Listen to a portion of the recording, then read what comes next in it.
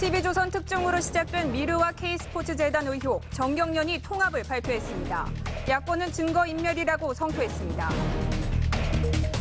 사드는 내년 상반기 성주골프장에 배치됩니다. 박 대통령은 주한미군 장성들을 격려했습니다.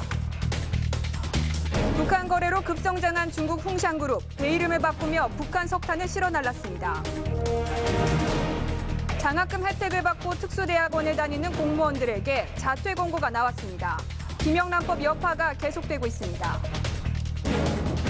40여 년 연기 인생에서 처음으로 불효자는 웁니다 악극에 도전한 고두심 씨가 특별 출연합니다. CJ와 소송 중인 혼외자 측에서 과거 청부살인 사건과 이재현 회장이 관련됐다며 검찰에 고발했습니다. 금요일 저녁 뉴스 쇼판 시작합니다.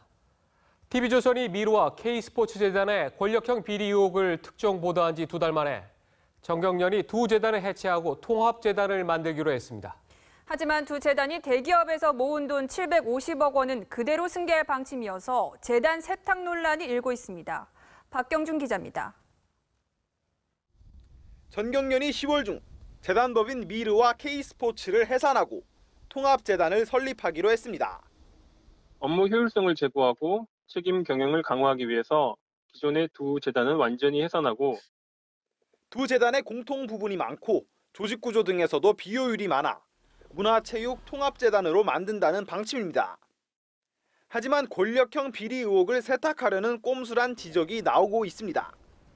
재단의 명칭 등을 바꿀 경우는 법인의 수입 지출 내역이 담긴 금융계좌도 바뀔 가능성이 큽니다. 숨기고 싶은 기록을 세탁하려는 게 아닌가 하는 의혹이. 또 두 재단이 대기업에서 걷어들인 750억 원을 그대로 이어받는 것도 논란입니다. 권력이 돈 뜯어가는데 돈 내가지고 또 국민 여론이 나오니까 해산하겠다. 그런 꼼수 정경련이기 때문에 지금까지 국민으로부터 존경 못 받는 거예요. 그 돈 돌려줘야 돼요. 야당 의원들은 설립과 기금 모금부터 탈바꿈까지 과거 50대 세종연구소로 바꾼 일회재단 모델의 판박이라고 주장했습니다.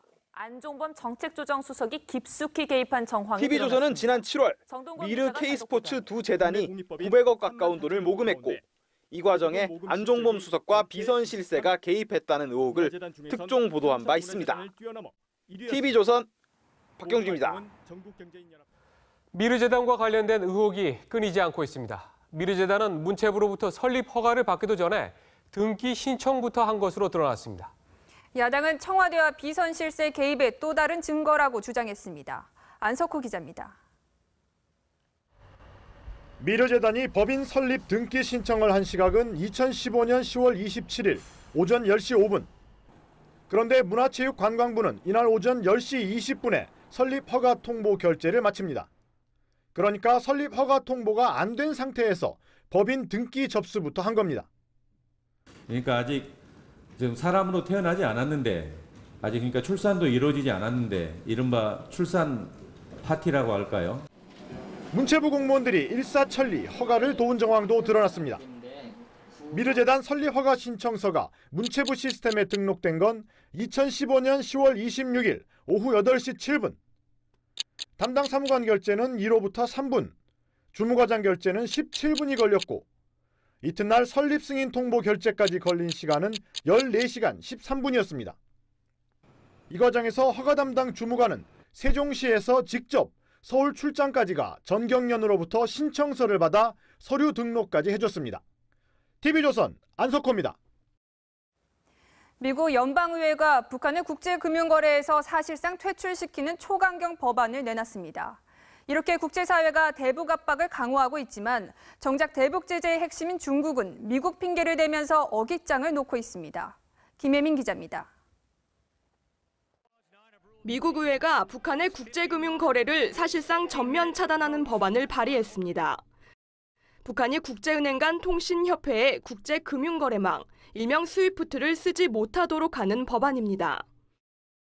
Our hope is that we will in fact ultimately be able to reach an agreement that would further restrict North Korea's access.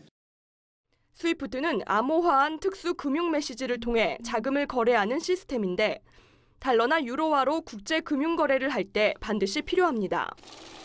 지난 2012년 국제사회가 이란 핵 개발을 제재할 때도 이 방법은 큰 효과를 낸 바 있습니다. 세계 각국은 또 유엔 안보리 결의와 미국의 북한 옥죄기 방침에 맞춰 적극적인 대북 제재에 나서고 있습니다. 북한의 전통적 동맹국인 몽골이 북한 선박 14척의 등록을 취소했고 베트남도 북한의 외교관을 추방하는 등 최소 12개국이 북한의 외교 경제적 압박을 가하고 있습니다. 하지만 정작 대북 제재의 키를 쥐고 있는 중국은 여전히 미온적입니다. 북한 대외 무역의 90%를 차지하는 중국은 북한 석탄 수입을 중단하라는 미국의 요구에 발끈하며 불편한 심기를 숨기지 않았습니다. 目前中朝间煤炭等矿产贸易均符合有关决议的规定，也符合中国国内的有关法规。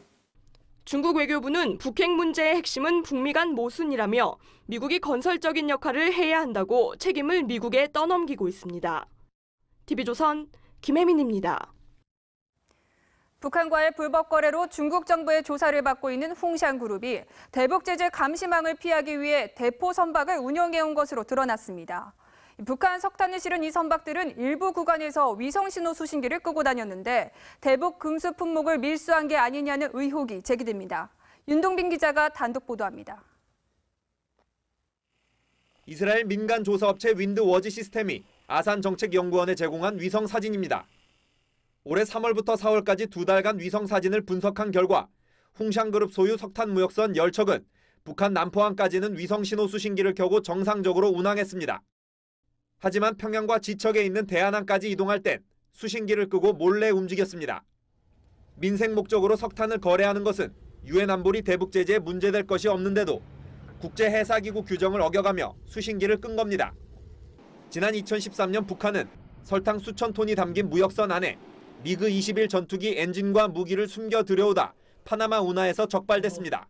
위성 수신 장치를 끄고 북한을 운항한 선박에 대해서는 선적 물품, 소속, 그리고 운항 경로에 대해서 더욱 철저히 조사할 필요가 있습니다. 홍샹그룹은 감시망을 피하기 위해 선박 명칭과 소속사를 수차례 변경했고 캄보디아나 콩고에 선박 등록을 해가며 사실상 대포 선박으로 무역을 해왔습니다. 한미일 3국은 이번 유엔 총회 안보리에서 북한의 민생 목적 광물 무역도 차단하는 신규 대북 제재 결의안을 추진하고 있습니다. TV조선 윤동빈입니다. 국방부가 고고도 미사일 방어 체계 사드를 경북 성주군의 롯데 골프장 부지에 배치하기로 최종 결정했습니다. 성주 포대에 배치한다고 밝힌 지 79일 만에 정부 결정을 공식적으로 번복한 겁니다. 이번 결정은 국가 안보와 관련된 사안을 여론에 떠밀려서 바꿔버린 좋지 않은 사례인데요. 정부 신뢰도를 떨어뜨리고 혼란을 야기한 국방부 수뇌부에 책임을 분명히 물어야 한다는 여론이 많습니다. 안영영 기자입니다. 경북 성주군에 있는 롯데 스카이힐 골프장입니다. 국방부는 이 골프장과 주변 땅 170만 제곱미터를 사드 최종 부지로 결정했습니다. 성산포대 대신 다른 곳으로 변경해달라는 성주 주민들의 요구에 따라 지난달부터 까치산과 염석봉산, 성주 골프장을 넣고 검토해온 결과입니다. 1,000억 원에 달하는 골프장 부지는 경기도 성남의 국유지와 맞교환하는 방안을 검토하고 있습니다. 어제 오후에 국방부로부터 협조 공문 받았고요. 그 안보에 대한 상황을 고려해서 긍정적으로 검토하겠다라고. 성주 골프장은 이미 기반 시설과 도로를 갖추고 있고 공사비가 적게 들어 빠른 시일 내에 사드를 배치할 수 있습니다. 레이더 유해성 논란에서도 자유로울 수 있습니다. 14,000명이 사는 성주 읍내에서 성산포대는 불과 1.5km지만 성주 골프장은 18km나 떨어져 있습니다. 레이더 북쪽에 있는 김천 혁신도시와는 8km 거리여서 별다른 영향이 없다는 게 국방부의 판단입니다. 해발 고도도 성산포대보다 300m나 높고 주변에 사는 주민도 200여 명에 불과합니다. 한미 군 당국은 북한의 핵 위협에 대한 대응이 시급하다고 보고 사드 배치를 내년 말에서 상반기로 앞당기기로 했습니다. TV조선 안형량입니다. 사드 배치 지역의 반응은 엇갈렸습니다. 성주군은 사실상 사드 배치를 받아들이는 모습이지만 롯데 골프장이 인접한 김천 지역은 발칵 뒤집혔습니다.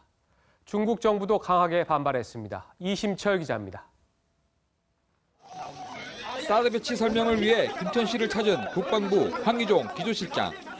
박보생 김천시장이 면담을 거부해 4시간을 기다리다 결국 발길을 되돌립니다. 설명 없이 가셨는데 한마디라도 해주실 거 아닙니까? 김천 주민들은 국방부의 일방 통행에 분통을 터뜨립니다. 시민은 만나지 않고 어떻게 뒷문으로 빠져나갑니까? 있을 수 없습니다. 사드 못 납니다.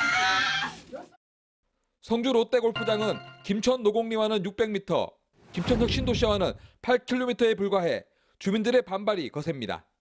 김천 시민들은 설명조차 제대로 하지 않은 국방부를 강하게 비난하며 투쟁의 수위를 높이기로 했습니다. 김천 투쟁인은 사드 배치 발표 철회와 국방부 장관 사퇴를 촉구했습니다. 반면 롯데골프장이 위치한 성주구는 차분한 모습입니다. 요구해온 제3후보지가 선정됐기 때문입니다. 김한곤 성주군수도 국방부 설명을 듣고 수긍하는 모습을 보였습니다. 아니, 그런데 어디는 해야 되지 않으면 안 되는데 누가 조금 피해가 있어도 해야겠지. 안 되는 사람 별로 없던데. 여당은 국방부의 결정을 환영했지만 야당은 국민의 분열을 불렀다며 국회 비준 카드를 꺼내들었습니다. 사드 배치에 반대해온 중국은 필요한 조치를 취하겠다며 강력히 반발하고 나서 외교적 마찰이 우려되고 있습니다. TV조선 이심철입니다. Fight tonight. 오늘 밤 언제라도 싸울 수 있다는 뜻인데 주한미군에서 즐겨 쓰는 슬로건입니다. 박근혜 대통령이 사드 배치 부지 발표 직후에 주한미군 수뇌부를 만난 자리에서 이 Fight tonight을 언급했습니다. 북한이 만약 잘못된 결정을 할 경우 단호하게 맞서겠다는 겁니다. 제가 다른 것은 잘 모르겠는데 북한이 연평도 포격 같은 사건을 다시 일으키면 박근혜 대통령은 어물쩍 넘어가지 않을 게 분명합니다. 이채영 기자입니다. 사드 부지 발표 1시간 뒤 박근혜 대통령은 청와대에서 취임 후 처음으로 주한미군 장성들과 오찬을 하며 북핵의 위험성을 재차 강조했습니다. 북한의 핵 위협은 턱 밑에 비수와 같아서 긴급하게 해결하지를 않으면 박 대통령은 오늘 밤이라도 싸울 수 있다는 뜻인 주한미군의 슬로건 Fight Tonight을 언급하기도 했습니다. We go together의 정신으로 연합방위 태세를 확고히 하고 Fight Tonight의 정신으로 임해 주시기 바랍니다. Fight Tonight은 최근 애슈턴 카터 미국 국방장관이 북한의 위협에 대한 대응 의지를 보이며 한 말입니다. 브룩스 주한미군 사령관도 박 대통령 앞에서 언제든지 싸워서 이길 수 있는 태세를 갖추겠다고 말했습니다. TV조선 이채연입니다. 이명박 전 대통령이 이명박 재단 홈페이지에 김영란법과 관련한 칼럼을 직접 올렸습니다. 퇴임 후 현안에 대한 칼럼을 써서 입장을 밝힌 건 처음인데요. 내년 대선을 앞두고 정치 활동을 재개하려는 것 아니냐는 전망이 나옵니다. 정수양 기자의 보도입니다. 이명박 전 대통령이 최근 대대적으로 개편한 이명박 재단 홈페이지에 칼럼을 올렸습니다. 김영란법 시행으로 우리 사회를 공정하고 깨끗한 사회로 만들자는 분위기가 형성될 것이라며 사회가 성숙돼가는 과정이라고 했습니다. 또 소비가 침체될 거란 일각의 우려에 대해선 건전한 소비 확대에 힘쓰면 새로운 방식의 수요가 창출되리라 믿는다고 했습니다. 이 전 대통령이 현안에 대해 공식 입장을 밝힌 건 지난 2013년 퇴임 이후 처음입니다. 이 전 대통령은 김영란 전 대법관의 생각이 정부의 공정사회 철학과 일치한다고 느꼈다며 과거 김영란 전 국민권익위원장을 임명한 배경도 설명했습니다. 그동안 현실 정치와 거리를 둬왔던 이 전 대통령이 내년 대선을 앞두고 본격적인 몸풀기에 나선 것 아니냐는 관측도 나옵니다. 이 전 대통령의 한 측근은 앞으로도 정치 현안에 대해 종종 언급을 할 것으로 한다며 이번 칼럼을 쓸 때도 본인의 의지가 강했다고 전했습니다. TV조선 정수양입니다. 오늘 국회 교육문화체육위원회 국정감사에선 이기동 신입 한국학중앙연구원장의 이딴 과격 발언이 논란을 빚었는데요. 야당 의원들이 발끈하면서 해임 건의 얘기까지 나왔습니다. 박수영 기자입니다.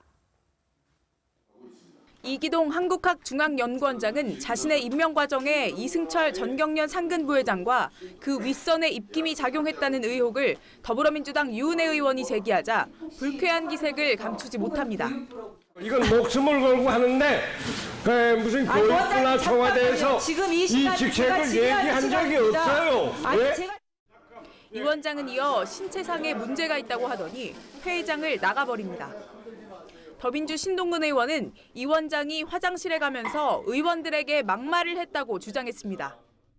내가 안 오고 말지 이 새파랗게 젊은 것들한테 이런 수모하고 이런 얘기를 했어요. 이 원장은 그런 말은 하지 않았다면서도 부덕의 소치라고 사과했습니다. 선생님, 이에 앞서 이 원장은 더불어민주당 오영훈 의원을 계속 선생님이라고 불러 지적을 받았습니다. 2번씩이나 선생이라고 호칭하는 이것은 해방 이후 이런 일이 처음이고. 제주 4.4 망쟁의 양민학살에 대해서도 남노당이 군 간부를 살해해 촉발된 것이라고 답해 논란을 빚었습니다. 야당 의원들은 이 원장 해임 건의를 검토하고 국회에서의 증언 감정 등에 관한 법률에 위반되는지도 따지기로 했습니다. TV조선 박소영입니다. 김재수 장관 해임 건의안 강행 처리에 따른 국정감사 파행이 닷새째 이어지면서 여야는 물밑에서 출구 전략을 모색하고 있습니다. 내일 국군의 날 행사에는 여야 3당 원내대표가 일주일 만에 한자리에 모입니다. 신정훈 기자가 보도합니다. 김재수 장관 해임 건의안 처리 후 처음으로 새누리당 정진석, 국민의당 박지원 원내대표가 만났습니다. 당내 분위기가 그렇지 않다 하면서 입도 뻥긋 안 하고 저만 연락에 설명했지만은 소득 없이 돌아갑니다. 대화에 별다른 진전은 없었지만 3당 대표 회동 가능성은 열어뒀습니다. 여야 3당 대표가 앞으로 만나게 된다면 국회의장이 헌법과 국회법을 준수하고 정치적 중립성을 확보하는 방안이 무엇인지. 박 원내대표는 국회 갈등은 의장이 풀어야 한다며 정세균 국회의장을 압박했습니다. 더불어민주당 우상호 원내대표는 여당의 국감 참여가 우선이라면서도 회동에는 긍정적 반응을 보였습니다. 국민들의 민생을 챙기는 일에 조건이 있을 수 없습니다. 내일 3당 원내대표가 국군의 날 행사장에서 만나면 국면 전환의 단초가 마련될 가능성도 있습니다. 김재원 청와대 정무수석도 새누리당 이정현 대표를 만나 단식을 중단했으면 좋겠다는 박근혜 대통령의 뜻을 전했습니다. 대통령께서 좀 많이 걱정을 하셔서 단식을 중단해달라고. 그러나 이 대표는 뜻을 굽히지 않았습니다. TV조선 신정훈입니다. 새누리당은 정세균 국회의장에 대한 총공세를 닷새째 이어갔습니다. 정 의장은 새누리당 의원들과 직접 접촉은 피하면서 맞받아치고 있고 야당은 도 넘은 흔들기라며 거들고 나섰습니다. 이유경 기자입니다. 김명현, 박덕흠, 이우연 등 새누리당 재선 의원 10여 명이 왼쪽 가슴에 정세균 국회의장 사퇴 문구가 적힌 리본을 달고 의장 공간 앞으로 몰려갑니다. 이틀째 정세균 국회의장과의 면담을 요청했지만 또 불발됐습니다. 만나서 대화해서 해결의 실마리를 찾고 국민들 불안하지 않게 해주는 게 의장의 도리지. 이렇게 피한다고 될 일이 아니고. 정 의장이 최근 방미 때 부인과 비행기 1등석을 타는 등 황제 방미를 했다고 공격했던 새누리당은 오늘 정 의장 부인이 사적으로 공관 차량을 이용했다며 파상 공세를 퍼부었습니다. 부인이 공식 일정이 아닌데도 지금 이제 공관용 차량을 이용해서 지금 가신 거죠. 그러나 박원석 전 정의당 의원은 정 의장의 황제 방미 의혹을 제기한 새누리당 조원진 최고위원을 향해 작년 정유화 전 의장 부부의 중국 방문 때 동행했던 조 의원이 1등석 이용 관행을 다 알면서도 의혹을 제기했다고 지적했습니다. 또 의장 비서실 직원에게 술이 덜 깨 육두 문자를 썼다며 상스러움을 억제하라고 비난했습니다. 조 의원은 법적 조치를 하겠다며 맞섰습니다. 정세균은 물러가라! 더불어민주당은 새누리당의 정 의장 흔들기가 도를 넘었다며 엄호에 나섰습니다. 정치 공방은 국회 안에서 정치적 합의로 끝내야지. 이것을 형사고발로 끌고 가는 것은 의도적인 모욕 주기의 일환입니다. 이정현 대표가 닷새째 단식을 하는 상황에서 정 의장이 자신의 SNS에 짜장면 먹는 인증샷을 올렸다가 논란이 일자 삭제했습니다. TV조선 이유경입니다.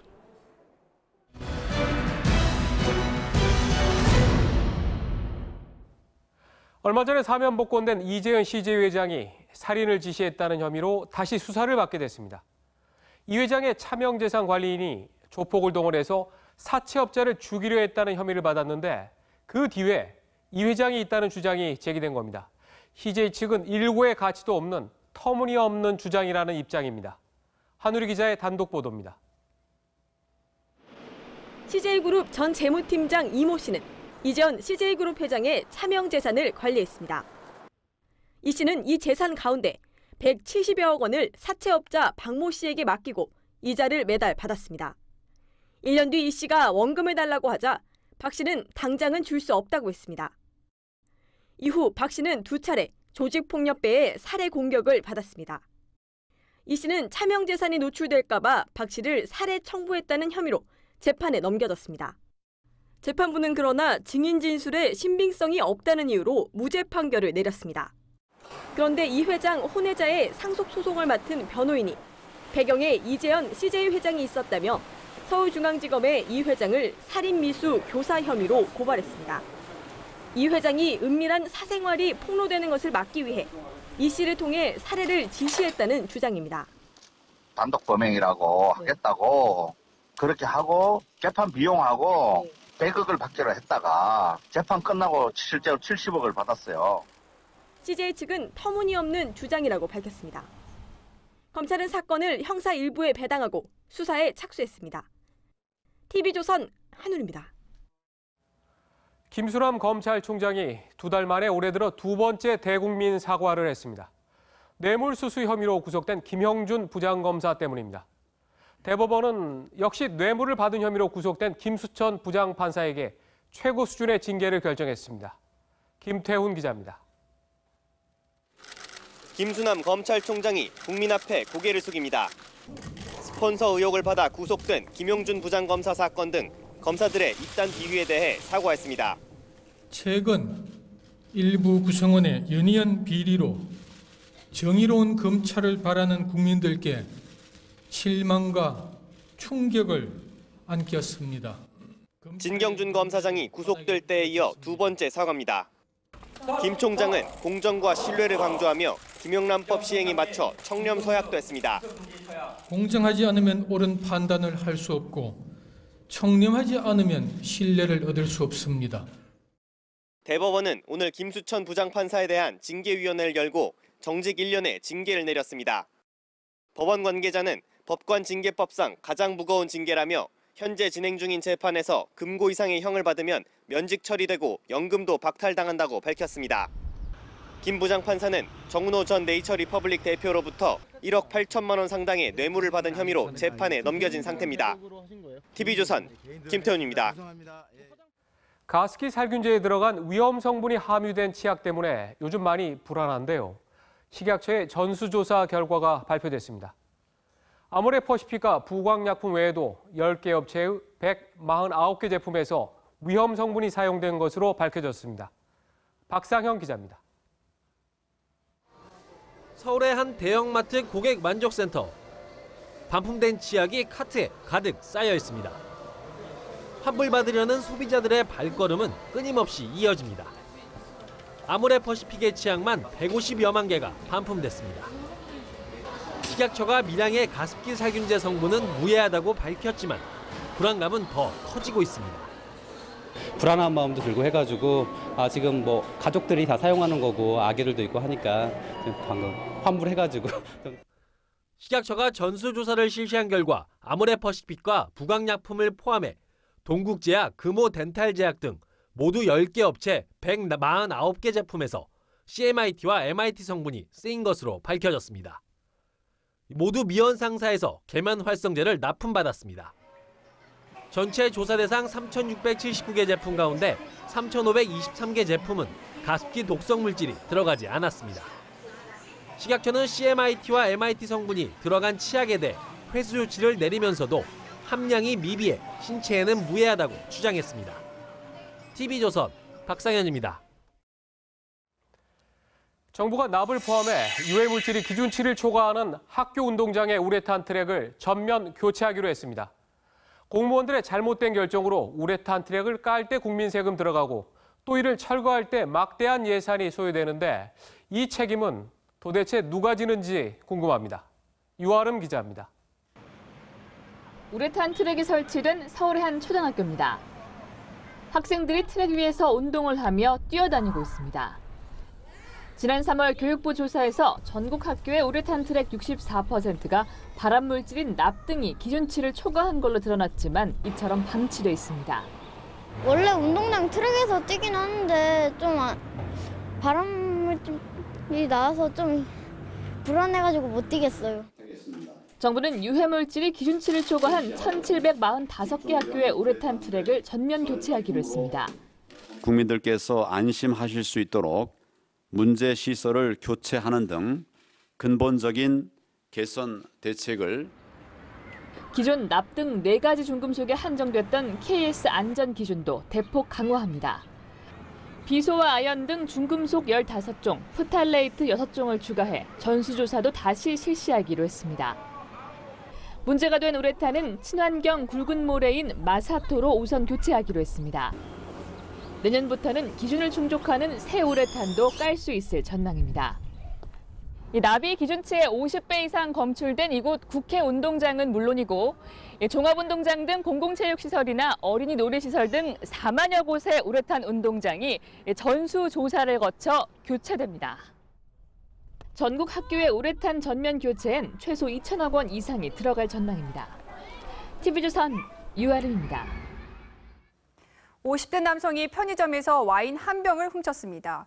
그런데 절도를 숨기려고 도주극을 벌이다 경찰차와 오토바이 등 차량 11대를 잇따라 들이받고 더 큰 처벌을 받게 됐습니다. 김지원 기자입니다. 편의점을 서성거리다 와인을 훔쳐 겨드랑이에 숨기는 남성. 몰래 빠져나가려다 종업원과 실랑이를 벌입니다. 종업원을 폭행하고 자신의 트럭을 타고 달아나던 52살 최 모 씨는 갑자기 후진을 하며 뒤쫓아온 경찰차를 들이박습니다. 최 씨는 경찰의 추격을 따돌리려고 도주극을 벌였고 결국 차량 9대와 오토바이 2대를 잇따라 들이받았습니다. 최 씨는 어제 저녁 8시쯤부터 20분 동안 익산 시내 10km 구간에서 도주극을 벌였습니다. 섰다가 다시 후진하면서 받고 우측으로 골목으로 도망가다가 빨간 통을 들어서 뭐라고 하면서 던지고 전과칠범인 최 씨는 가중처벌을 피하려 도주극을 벌였다고 털어놨습니다. 최 씨가 훔친 건 1만 6천 원짜리 와인 한 병이었습니다. TV조선 김지원입니다.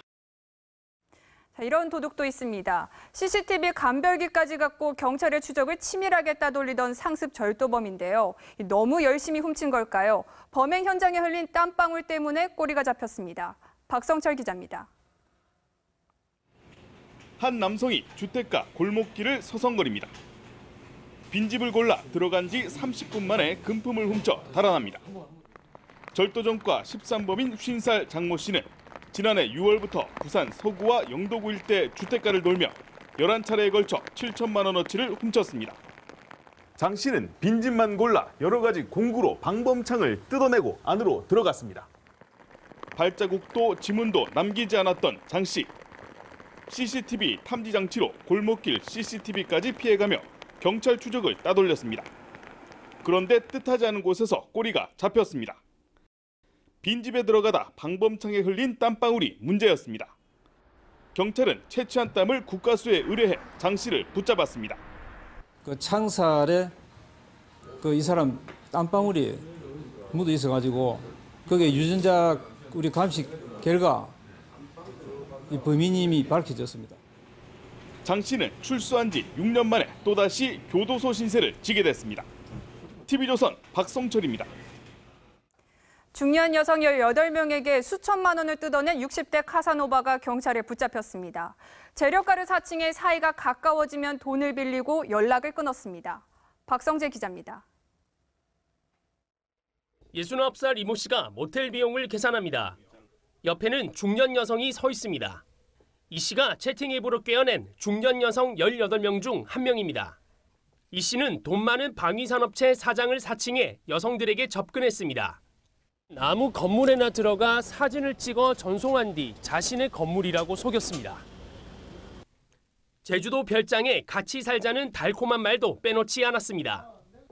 하지만 여성이 자신에게 푹 빠지면 본색을 드러냈습니다. 회사에서 전화 온 것처럼 연기를 하면서 경리가 돈을 보내줄 수 없어서 그러니 돈을 좀 빌려달라라는. 하지만 전과 팔범의 사기꾼이었던 이 씨는 돈을 받으면 잠적했습니다. 또 성관계를 맺은 여성이 잠든 사이에 귀금속을 훔쳐 달아나기도 했습니다. 이렇게 1년 반 동안 챙긴 금액만 7천만 원에 달합니다. 자기 친 게 아니고요. 그 여성분들이 다 목적이 있어요. 그래서 나이 많은 나를 선택한 거고.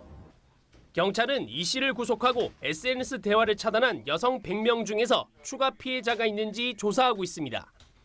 TV조선 박성재입니다. 지금 보시는 이 장면은 백령도 어민이 TV조선에 제보한 불법 중국 어선들의 모습입니다. 잠시 뜸했던 중국 어선들이 가을 꽃게를 잡으러 다시 나오고 있습니다. 강석 기자의 보도입니다. 멀리 바다 위에 다닥다닥 붙은 선박들이 보입니다. 중국 어선 70여 척이 우리 해역을 엿보고 있는 모습입니다. 배 너머엔 북한 땅도 보입니다. 백령도 어민이 북한과 가장 가까운 용기 원산에서 촬영해 TV조선에 제보한 영상입니다. 서해오도 우리어장에서 불법 조업을 일삼는 중국 어선입니다. 이 쌍끌이로 꽃게, 우럭 등을 싹쓸어가 어장이 황폐화되고 있습니다. 중국 어선들이 NLL 바깥쪽에 있다가 야간이 되면은 NLL 넘어와가지고 우리 쪽으로 오고 있는 그 어로를 막고 이제 다 고기를 끌어가기 때문에 우리 어장으로 와야 될 고기들이 이제 그만큼 고갈된다는 얘기죠. 요즘 중국 어선들은 연평어장에서 백령, 대청어장으로 무대를 옮겼는데 해경 단속 강도와 어장 자원 규모에 따라 불법 조업 장소를 선택하고 있는 겁니다. 연평도 쪽에 어업이 좋아지면 글로 내렸다가 다시 단속이 하면 또 백령 쪽 올라갔다가 중국어선 불법 조업으로 인한 피해가 계속 서해 오도서 어민들한테 계속 주기적으로 계속 끊임없이 일어나고 있는 거죠. 중국 국경절이 끝나는 다음 주 이후엔 중국 어선들의 불법 조업도 크게 늘 전망이어서 어민들의 걱정은 더 커져갑니다. TV조선 강석입니다. 부정청탁 및 금품수수 금지법, 일명 김영란법이 시행된 지 사흘째지만 이 직무연관성의 범위에 대해선 아직도 논란이 많습니다. 이 법을 제안한 김영란 전 국민권익위원장도 직무연관성 때문에 법이 복잡해졌다고 말했습니다. 유혜림 기자입니다. 김영란 전 국민권익위원장은 이 법을 실천하면서 만들어가야 한다고 말했습니다. 애초에 없던 직무 관련성이란 개념이 들어가면서 적용 대상이 애매해졌다는 겁니다.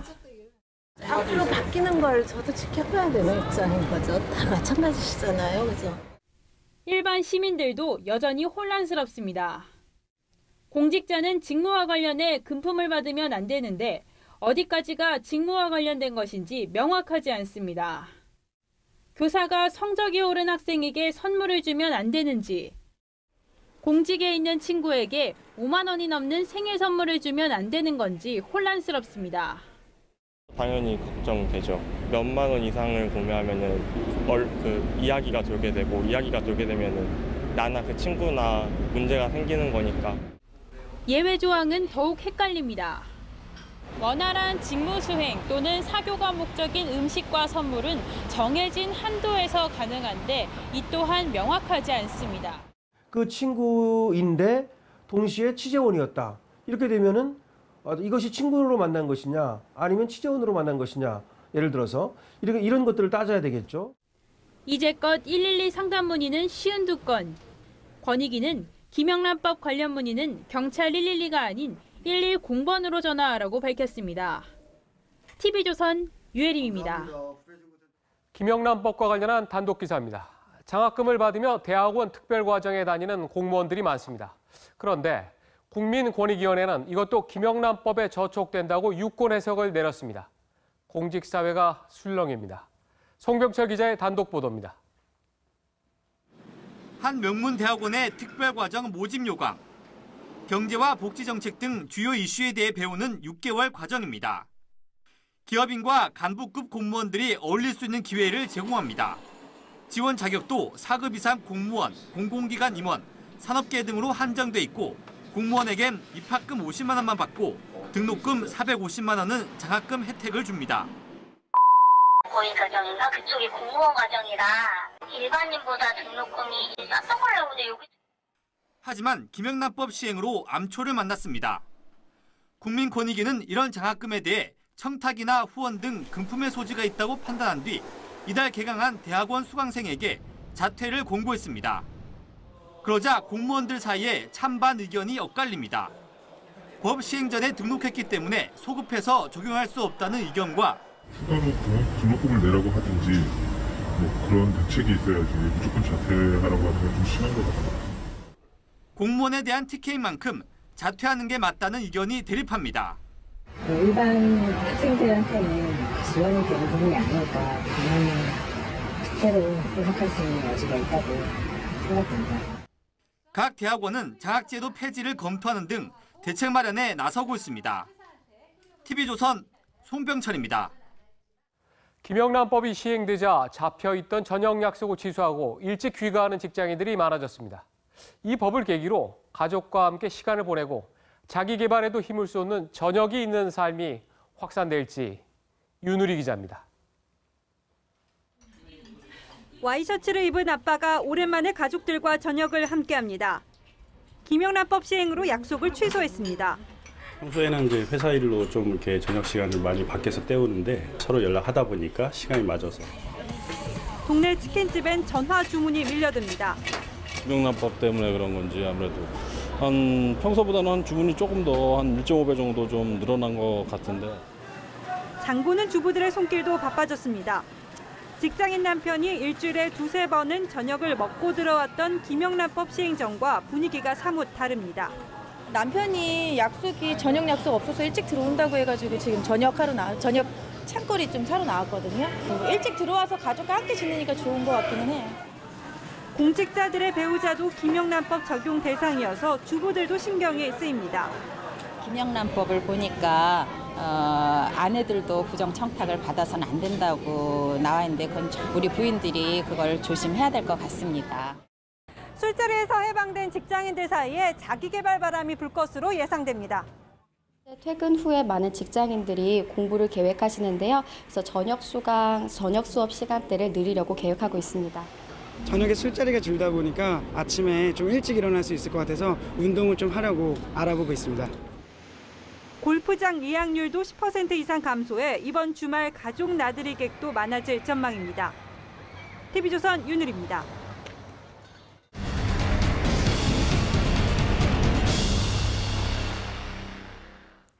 요즘 삼시세끼 쌀밥 드시는 분들 많지 않죠. 쌀 농사는 올해도 대풍인데 쌀값이 하락하면서 농협은 사상 최대 규모로 수매량을 늘렸습니다. 문제는 쌀이 남아돌아 이제 보관할 창고가 없다는 겁니다. 한송원 기자입니다. 황금 들판에서 벼재배가 한창입니다. 풍년을 맞았지만 농부들은 웃을 수가 없습니다. 벼값이 반으로 떨어졌으니까 농민 입장에서는 이거 참 농사를 안 질 수도 없고 지면 질수록 미치고. 햅쌀을 실은 트럭들은 줄줄이 들어오는데 줄 곳이 없습니다. 이 창고엔 아직도 지난해 출하돼 팔리지 않은 쌀 2,000톤이 빼곡히 쌓여 있습니다. 저장 시설이 부족해서 올해도 이 마당 전체에 야적을 꽉 할 입장입니다. 생산을 해도 소비가 안 되니 재고가 쌓이는 겁니다. 1인당 연간 쌀 소비량은 30년 만에 반토막이 났습니다. 당연히 국내 쌀값은 하락세입니다. 불안한 농가를 위해 농협은 올해 사상 최대 물량인 180만 톤을 1조 6천억 원을 들여 매입하기로 했습니다. 정부도 별반 대책이 없습니다. 해외 원조를 하려고 해도 운송비가 보관비보다 8배나 더 듭니다. 재고를 처리할 수 있고 그런 측면도 있겠지만 단점 같은 경우에는 소비자들 입장에서는 그 귀한 쌀 같은 걸 어떻게 감히 가축들에게 먹이냐. 쌀 보관 비용만 연간 5천억 원. 풍년이 왔지만 농민도 수매를 하는 농협도 모두 속이 타들어갑니다. TV조선 한송원입니다. 서울 중구청이 지난 7월부터 도입한 노점 실명제 때문에 남대문 시장 상인들이 두 쪽 나게 생겼습니다. 노점 영업시간을 놓고 입장차를 좁히지 못하면서 상인회가 노점상의 시장 출입까지 막고 나섰습니다. 최호정 기자가 현장을 취재했습니다. 남대문 시장 입구마다 상인들이 길목을 지킵니다. 상인회가 노점 실명제에 가입한 노점상만 출입을 허가한 지 나흘째. 노점 실명제는 1년에 40만 원씩 도로 점용료를 구청에 내고 1인당 노점 1개씩 합법적으로 운영하는 제도입니다. 그런데 석 달 전 노점상 측이 영업 시작 시간을 오후 5시에서 2시간 앞당겨달라고 요구하면서 갈등이 시작됐습니다. 세금 내고 공정하게 세금 내고 정당하게 장사를 하라는 거지 장사를 하지 말라는 게 아니잖아. 매달 수백만 원씩 임대료를 내는 점포 상인들도 물러서지 않습니다. 한 달에 한 3만 원을 더 받는 것 같아요. 그래가지고서 너무 무리하게 시간을 앞당겨달라는 요구를 하고 있는 것 같아요. 노점상 220명 가운데 130명은 시간 연장을 문제 삼아 실명제도 거부하고 있습니다. 남대문 시장 상인회와 노점상 측이 마찰을 빚고 있지만 해당 구청은 마땅한 해결책도 없이 양측이 합의하기만을 기다리고 있습니다. 나섰으면 저희가 이제 우리가 마음대로 노점은 그 시간에 할 수 없는 거잖아요. 구청의 어정쩡한 자세에 상인들 간의 갈등만 격화되고 있습니다. TV조선 최우정입니다. 세계적인 갑부인 손정희 소프트뱅크 회장이 박근혜 대통령을 만나 10년 안에 5조 원을 한국에 투자하겠다고 밝혔습니다. 손 회장은 어제 삼성그룹 이재용 부회장도 만나 협력 방안을 논의했습니다. 엄성섭 기자입니다. 손정희 소프트뱅크 회장이 박근혜 대통령을 만나 환하게 웃으며 악수를 합니다. 손 회장은 향후 10년 이내에 사물 인터넷, 인공지능, 모바일, 스마트 로봇, 전력 분야에서 5조 원가량을 한국에 투자하겠다고 밝혔습니다. 또 향후 30년 중점 사업으로 사물 인터넷과 인공지능, 스마트 로봇을 꼽았습니다. 박 대통령은 사물 인터넷과 인터넷, 인공지능 등의 분야는 한국도 관심을 가지고 있는 분야라며 한국 기업과 소프트뱅크 그룹의 협력을 당부했습니다. 한국계 일본인인 손 회장은 1981년 직원 2명과 함께 소프트뱅크를 설립해 일본 최대 모바일 기업으로 키운 전설적 인물입니다. 손 회장은 어제 삼성 서초동 사옥에서 2시간 이상 이재용 삼성전자 부회장과 단독 회동을 갖고 사물 인터넷과 반도체 분야 협력 방안을 논의한 것으로 전해졌습니다. TV조선 엄성섭입니다. 지금까지는 출퇴근 때 사고를 당해도 사업주가 제공한 교통수단을 이용했을 때만 업무상 재해가 인정됐습니다. 그런데 헌법재판소가 이런 해석은 헌법에 어긋난다고 결정했습니다. 자전거를 이용했을 때도 보상받을 수 있게 된 겁니다. 최현식 기자입니다. 아파트 관리사무소에 전기기사로 근무하던 김모 씨는 2011년 퇴근길에 사고를 당했습니다. 자전거를 탄 채 넘어지면서 버스 뒷바퀴에 왼손이 깔려 손가락 2개가 부러졌습니다. 김 씨는 근로복지공단에 요양급여를 신청했지만 공단 측은 업무상 재해에 해당되지 않는다며 거부했습니다. 사업주가 제공한 교통수단을 이용해 출퇴근하던 중 발생한 사고만 업무상 재해라는 법을 근거로 들었습니다. 김 씨는 공단의 처분이 부당하다는 소송과 함께 헌법재판소에 헌법소원 심판을 청구했습니다. 이에 대해 헌법재판소는 재판관 6대3 의견으로 헌법 불합치 결정했습니다. 자전거가 회사에서 제공한 교통수단이 아니라는 이유로 업무상 재해로 인정하지 않는 것은 위헌이라고 밝혔습니다. 헌재는 사업장 규모나 재정 여건 때문에 출퇴근 수단을 제공받지 못한 근로자를 차별할 근거가 없다고 지적했습니다. 헌재는 법률 공백을 막기 위해 내년 12월 31일까지 해당 조항을 유지하면서 법을 개정하라고 결정했습니다. TV조선 최현식입니다. 도시가 아무리 개발돼도 창고나 허름한 집들이 곳곳에 꽤 남아있는데요. 요즘은 아주 새 건물보다 이런 사연 있는 건물들이 더 인기라고 합니다. 신원순 기자입니다. 신축 건물들 사이에 쓰러져가는 집 한 채. 화장실이라기보단 변소. 새마을 운동대 느낌의 대문. 신식 건물들 사이에 위치해 더욱더 낡아 보이는 이 공간. 과연 내부는 어떨까요? 대들보, 석가래, 자그마한 방들까지 전부 옛 모습 그대로입니다. 여기에 바닥 천정 등 약간의 공사를 더하니 멋진 카페로 변신했습니다. 친구 집 놀러 간 기분이에요. 방마다 인테리어도 다 달라서 한 친구가 아니라 여러 친구의 방을 구경하는 느낌? 누가 봐도 창고인데 들어가 보니 공연장이 눈앞에 펼쳐집니다. 애초에 벽 없이 지어졌던 공간이어서 공연하기엔 안성맞춤. 막 공장이나 가구 공장 그런 식으로 좀 생각하고 그러신 분들 많은데 막상 들어오면 이게 극장이란 거에 또 많이들 신기해하세요. 창고 스타일 건물이 인기몰이하자 일반 건물에 창고 느낌을 더하는 시도도 이어집니다. 손님들 쓸 자리에 각종 포대를 쌓아놓는가 하면 H빔도 모자라 집채만한 창고문을 떼다가 붙여놨습니다. 개발 안 된 비닐하우스 터는 파티 대여 공간으로 쓰입니다. 성냥갑같이 정형화된 공간보다 개성 있는 공간이 사랑받고 있습니다. TV조선 신환순입니다. 이색 졸업사진으로 화제가 된 의정부 고등학교 학생들 모습입니다. 영화나 게임 속 주인공의 모습을 따라하는 코스튬 플레이, 일명 코스프레라고 하는데요. 재미로 하는 수준을 넘어서 코스프레가 직업인 전문팀까지 등장했습니다. 윤재민 기자입니다. 좁은 작업실. 모여 앉은 사람들의 손이 바쁘게 움직입니다. 책상 위엔 제작 중인 방패와 단검이 놓여 있습니다. 화려한 갑옷과 드레스, 칼과 활까지 모두 코스프레를 위해 만든 작품입니다. 종합적인 예술 분야 같은 느낌이 나요. 뭐 만들고 의상 만들고 거기에 부수적인 뭐 요소를 첨가하고 뭐 하다못해 시각 디자인 같은 것도 조금 알아볼 수 있는 게 사진 찍을 때 뭐 이런 거 연출을 해본다. 직접 만든 옷을 입고 분장까지 마치면 촬영이 시작됩니다. 코스프레 프로팀은 게임 행사에 모델을 하거나 영화와 광고의 특수 의상을 판매하기도 합니다. 아마추어들의 촬영을 위해 스튜디오를 빌려주는 곳도 있습니다. 인기 게임 오버워치의 솔저 캐릭터로 변신했습니다. 손에 든 총까지 게임 속 모습 그대로입니다. 외국에서도 한국의 코스프레를 주목합니다. 가발 쓰고 옷 입고 화장하고 그런 코스프레를 넘어서 각종 그래픽 효과를 주고 특수 분장도 하고 이런 식으로 코스프레의 퀄리티가 올라가게 되면서 해외에서도 인기를 많이 끌게 된 것 같아요. 화면 속 주인공으로 변장하는 코스프레. 취미를 넘어서 독특한 문화로 자리 잡고 있습니다.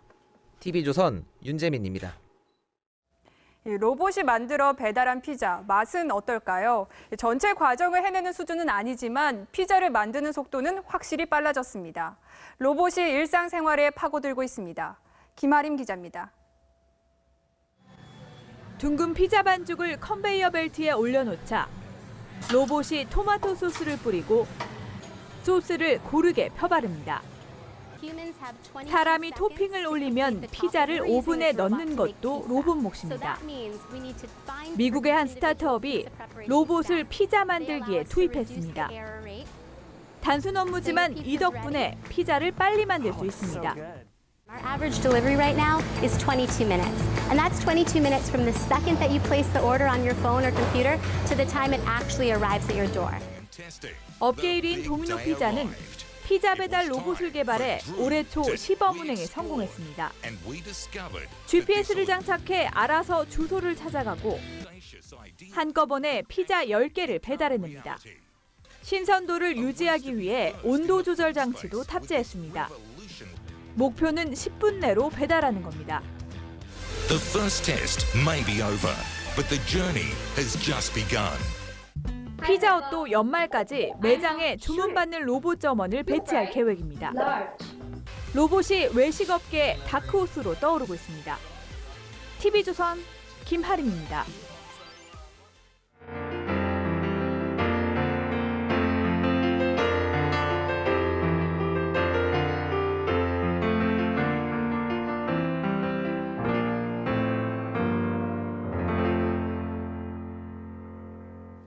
네, 저는 아직 결혼은 안 했지만 이분을 보면 왠지 친정엄마 같은 느낌입니다. 데뷔 44년, 누군가의 엄마로 대한민국의 시청자들을 울리고 웃겼던 배우 고두심 씨 만나보겠습니다. 어서 오십시오. 안녕하세요. 네, 옆에서 제가 이렇게 직접 뵌 건 처음인데 지금도 보면 나이를 가늠할 수 없을 정도로 이렇게 고우세요. 감사합니다. 네. 아니 그런데 제가 깜짝 놀란 게 가끔가다 이렇게 인터뷰하신 거나 이렇게 보면은 젊었을 때부터 네. 아니 멜로 연기를 한 번도 못 해보셔서 그게 좀 한이 됐다고 하셨는데 아니 그게 사실입니까?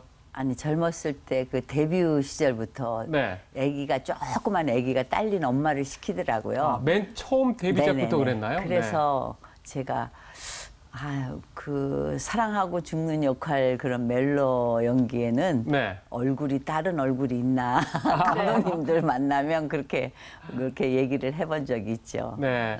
당시에 또 유명했던 여배우의 그 정윤희 씨하고는 같이 뭐 주연 또 조연도 하고 네네. 또 나가서 상도 타신 적이 있다면서요? 정윤희 씨하고는 질투라는 영화였는데요. 네.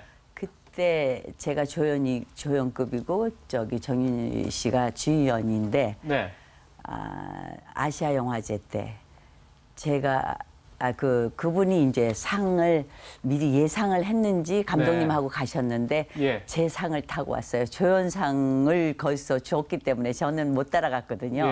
그래서 제 거를 대신 타가지고 와서 전달해 준 적이 있어요. 아주 그 유명한 악극이죠. 요즘 하고 계신 게 불효자는 웁니다. 네. 이거 참 정말 유명한 악극인데 그런데 이렇게 44년 동안 연기를 하시면서도 악극에 출연하신 거는 이번이 처음이시라고 들었는데 이 악극에 나오시게 된 어떤 계기가 있으세요?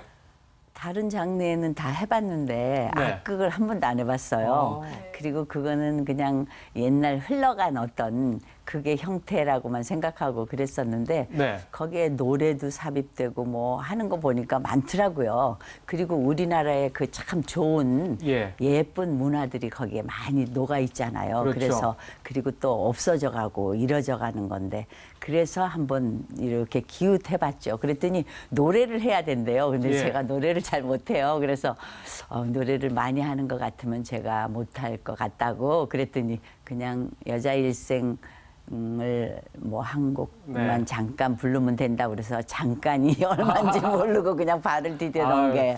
아니 근데 제가 들으니까 겸손하게 말씀하셨는데 노래도 아주 훌륭하시고 아니요. 또 거기에서 더 볼만한 게 고두심 씨가 거기서 이렇게 춤을 무용을 하셨는데 그게 또 알고 보니까 옛날에 학창 시절에 고전 무용을 또 하셨다고 들었어요. 제가 그 중학교하고 고등학교 제주 여고 여중고 나오면서 6년 동안 잘 익혀놓은 6년 동안 무용을? 그 학교 대표하고 도 대표를 해가지고 국무총리상도 받았고 개인으로 받은 게 아니라 단체상이지만 대통령상도 받은 적이 있고요. 그 무용팀의 맨 한가운데 이제 고두심 씨가 계셨던 거고. 한가운데서 약간 뭐. 네. 그동안 엄마 역할 많이 맡으셨잖아요. 근데 이번에는 어떤 엄마 맡으셨나요? 혹시 기억에 남는 대사가 있으신가요? 뭐 정말 그 아들의 애틋하게 모르는 입장에서 아들 손을 한번 그 거렁뱅이 할머니가 됐으니까 그 아들은 모르고 돈을 주고 그래요. 그냥 뭐 좀 해장국이라도 사 잡수고 어디 좀 잠자리라도 편한 데 가서 주무시라고 그러면서 그런 씬들이 몇 번 나오는데 그때에 이제 받은 돈 가지고 이렇게 저 세상에 가 계신 하늘을 향해서 이제 영감님한테 얘기하는 건데 자식이 성공해서 잘 사는 모습도 봤고 모든 거 다 그리고 자식이 저렇게 잘 돼 있는 모습을 다 봤으니까 이제 무슨 여한이 있겠냐. 나도 이제 영감 곁으로 간다. 뭐 이런 걸로 마무리 짓는 그런 역할이니까 지고지순 엄마 우리 윗대에 우리 대는 아니고 우리 윗대의 어머니들이 다 해오셨던 그런 엄마 역할이죠. 근데 저희가 악극을 하면 보통 젊은 사람들은 부모님께 보여드려야지 하지 젊은 사람들 직접 가서 보지는 잘 않잖아요. 젊은 사람들한테 이 악극을 소개한다면 어떻게 할 수 있을까요? 작년까지는 그래서 그런 식으로 이제 극을 그래도 옛날 어른들 주로 볼 수 있고 뭐 편안히 오셔서 볼 수 있고 같이 즐길 수 있는 그렇게 만들었었는데 젊은 사람들도 와서 보고 흥미롭게 뭐 그 젊은 현대 무용을 막 갖다가 거기다 접목을 시켰다든지 노래도 옛날 그냥 흘러간 노래만 한 것이 아니라 요즘에 부를 수 있고 서로 교감할 수 있는 그러니까 뭐 뮤지컬이라고 보면 되는 거죠, 사실. 한국판 뮤지컬이라고 볼 수가 있겠죠. 근데 요즘 또 보면은 뭐 드라마, 영화, 연극할 거 없이 중견 배우들의 전성 시대라고 좀 불리잖아요. 그런 거 보면 또 어떠세요? 너무 보기 좋죠. 네. 그렇지만 뭐 뽑히는 사람이 그렇게 많지는 않지만 네. 그래도 활발하게 그렇게 자기 자리매김을 잘 하고 있어서 굉장히 보기 좋고 예. 거기에 또 저도 같은 일환으로서 함께 하고 있다라는 거기에 네. 긍지도 느끼면서 참 네. 네.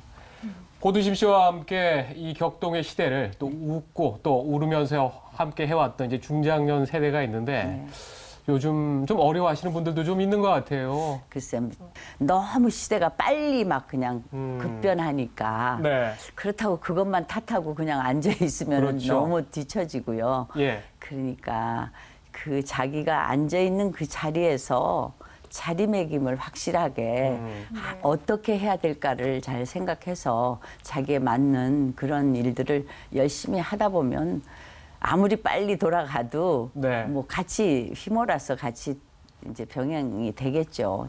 그러리라고 저는 생각하고 있는데 모르겠어요. 너무 모르는데 막 그냥 빨리만 간다고 예. 해서 되는 것도 아니고 그냥 자기에게 주어진 일을 끄덕끄덕 하여튼 자기 베스트를 다 하고 뭐 네. 이렇게 하는 방법밖에 없잖아요. 예. 네. 알겠습니다. 이렇게 악극도 하시느라 바쁘신 중에도 저희 TV조선 시청자들 만나기 위해서 오늘 나와주셔서 정말 감사합니다. 불러주셔서 너무 감사합니다. 네, 오늘 고맙습니다. 네, 감사합니다. 고맙습니다.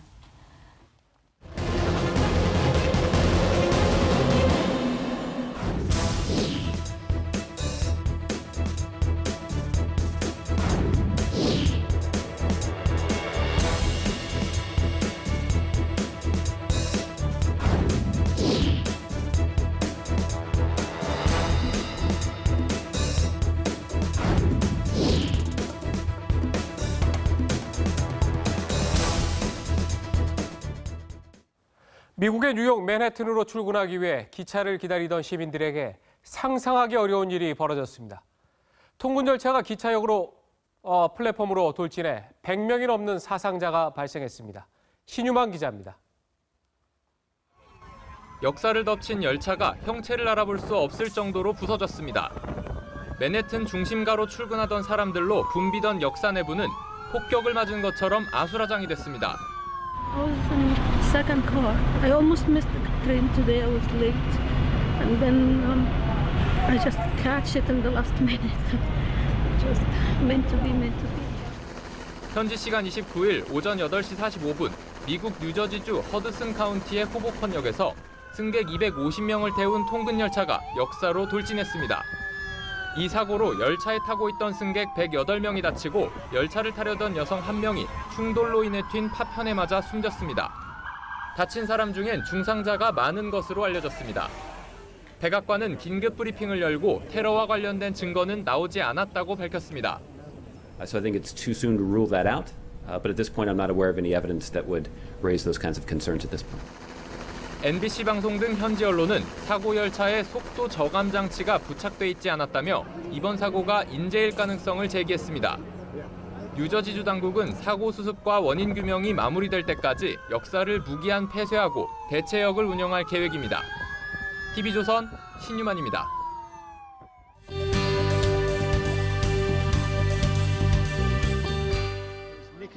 손가락 끝에 담배를 끼고 연기를 뿜어대는 아이. 2살이던 6년 전 하루 40개 피 담배를 피는 모습이 공개돼 충격을 준 알리 리잘리입니다. 하루 종일 담배를 물고 살던 알리가 금연 프로그램에 참가해 담배 끊기에 성공했습니다. 금연 직후 불안감과 폭식 탓에 비만을 겪기도 했지만 8살이 된 지금은 또래 아이들과 비슷한 체구를 되찾았습니다. 애완견을 안고 감격스러워하는 여성. 신시아 아베크롬비 씨는 한 달 전 애완견 아폴로를 잃어버렸습니다.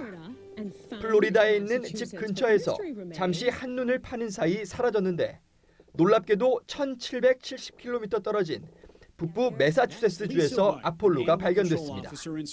신시아는 애완견의 몸에 위치 추적칩을 내장해 뒀는데 우연히 동물통제사무소 직원에게 발견된 덕분에 극적인 제외를 할 수 있었습니다. 꽉 깨물어주고 싶은 앙증맞은 새끼 판다. 옴지락거리는 움직임 하나하나가 눈길을 사로잡습니다. 중국의 판다 연구소가 국경절을 맞아 올해 태어난 판다 23마리를 공개했습니다. 한때 멸종 위기로 분류됐던 판다는 중국 정부의 계속된 노력으로 최근 국제기구가 정한 멸종 위기종에서 제외됐습니다. TV조선 지선호입니다. 하얀 도복에 검은 띠를 메고 송판을 단숨에 격파합니다. 평균 나이 76세 실버 태권도 봉사단인데요. 6년 전에 건강을 다지려고 시작했지만 이젠 각종 공연에 참여해 세계 태권도 대회가 열릴 무주를 알리는 데 앞장섭니다. 많은 군종 앞에서 그냥만 몇백 명 있을 때 그때 힘을 볼 때는 꽤는 보람을 참 가지는 것 같아요. 그러니까 우리 나이에 우리도 언제든지 할 수가 있다. 모두 공인 3, 4단 유단자, 일주일에 2번씩 품새를 연습하며 무대를 기다립니다. 태권도로 연 제2의 청춘, 역시 나이는 숫자에 불과하다는 것을 몸소 보여주셨네요.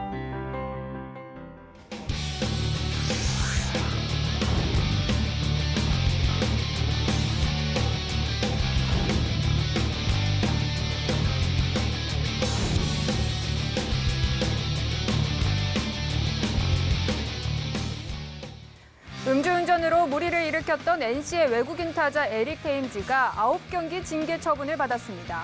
플레이오프 2차전부터는 출전할 수 있게 되는 건데 솜방망이 처벌 논란이 일고 있습니다. 박상준 기자입니다. KBO는 오늘 상벌위원회를 열고 음주운전으로 무리를 일으킨 NC 테임즈에게 잔여 경기 8경기, 포스트 시즌 1경기 출전 정지와 벌금 500만 원의 징계를 내렸습니다. NC가 이미 2위를 확정한 터라 테임즈는 플레이오프 1차전에 나설 수 없습니다. 테임즈는 24일 밤 경기를 마치고 방한 중인 어머니와 저녁 식사를 하면서 칵테일 2잔을 마셨는데 귀가 중 음주 단속에 적발됐습니다. 혈중 알코올 농도는 100일 면허 정지 수준인 0.056%로 측정됐습니다. 관심은 징계 수위에 모아졌습니다. 지난해 LG 정성훈이 팀이 남겨둔 13경기에 나서지 못했고 KT 오정복은 시즌 초 15경기 처분을 받았습니다. 전례에 비춰보면 플레이오프 5경기 모두 결장할 수도 있는 상황. 하지만 8위 안으로 굽은 KBO는 솜방망이 징계에 그쳤습니다. NC는 벌금 5,000달러, 우리 돈으로 약 550만 원과 사회봉사 50시간을 부과했지만 플레이오프 출전을 용인한 꼴이 됐습니다. 잔여 경기 출전이 좌절되면서 테임즈의 타격 3관왕도 위태로워졌습니다. 홈런은 1개 차로 SK 최정에게 쫓기고 있고 득점도 간신히 선두를 지키고 있습니다. 역대 최고 외국인 선수로 꼽혀온 테임즈가 순간의 실수로 경력에 큰 5점을 남겼습니다. TV조선 박상준입니다. 호날두 로켓, 레알 마드리드 공격수 크리스티아노 호날두의 무회전 프리킥을 지칭하는 말인데요. 요즘 호날두는 무회전 프리킥이 아닌 다른 스타일의 프리킥을 선보이고 있습니다. 김지수 기자입니다.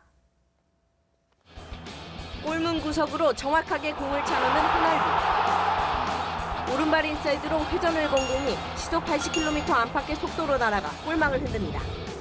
챔피언스 리그 통산 95호 골이자 12번째 프리킥 골입니다. 사실 그동안 호날두를 대표한 건 공이 어디로 향할지 알 수 없는 무회전 프리킥이었습니다.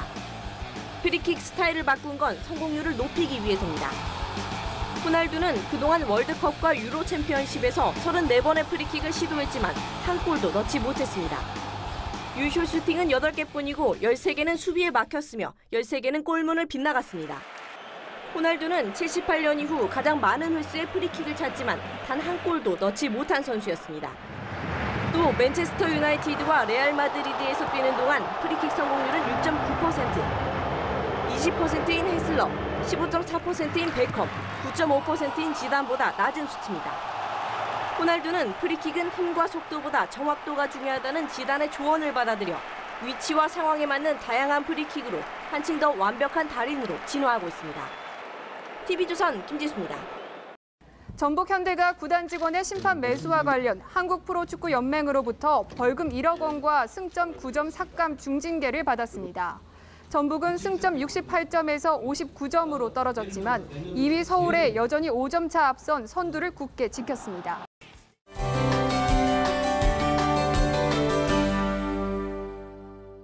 제주와 남부 일부엔 비가 오고 있습니다. 대체로 50mm 안팎의 비가 내렸는데요. 남해안은 내일도 최고 80mm의 강수량이 예상됩니다.